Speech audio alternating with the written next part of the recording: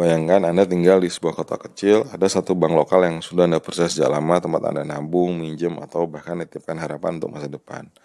Bank itu bukan bank besar nasional, tapi Bank Perkreditan Rakyat atau BPR. Selama ini Anda merasa aman, tapi pernah nggak sih siapa yang memastikan bahwa BPR atau BPR Syariah itu dikelola dengan baik dan bebas dari praktek yang merugikan nasabah? Nah, di sini nih ada peraturan baru dari Otoritas Jasa Keuangan yang mengatur tata kelola bagi BPR dan BPR Syariah melalui POJK nomor 9 tahun 2024 supaya keduanya bisa tetap bersaing dan beroperasi dengan sehat di tengah perubahan zaman. POJK ini juga tindak lanjut dari Undang-Undang Nomor 4 Tahun 2023 tentang penguatan sektor keuangan. Intinya sih, OJK ingin memastikan bahwa bank BPR itu nggak ketinggalan dalam hal manajemen, teknologi, dan etika bisnis. Karena yang akan diuntungkan bukan hanya lembaga keuangan ya, tapi juga kita, masyarakat yang jadi nasabah. Yang menarik, POJK ini memperkenalkan 12 pilar tata kelola bagi BPR dan BPR Syariah.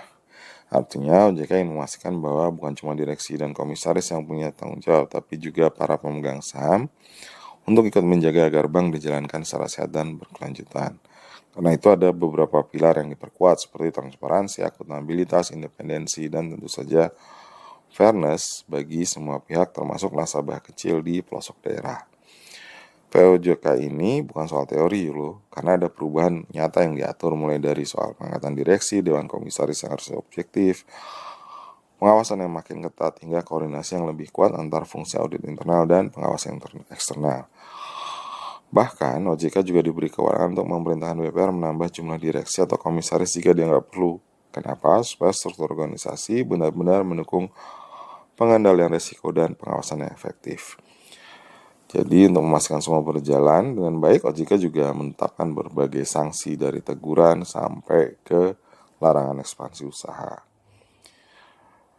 Bagi kita sebagai masyarakat, aturan ini memberi sinyal penting bahwa uang yang kita simpan di BPR atau BPR Syariah itu dikelola dengan aman dan profesional. Dan pelaku industri, POJK ini adalah kesempatan untuk memperkuat kepercayaan publik. BPR yang transparan dan akuntabel bukan cuma lebih dipercaya nasabah, tapi juga lebih siap menghadapi tantangan inovasi keuangan di era digital. Sekali lagi, karena di dunia bisnis, kepercayaan adalah modal utama.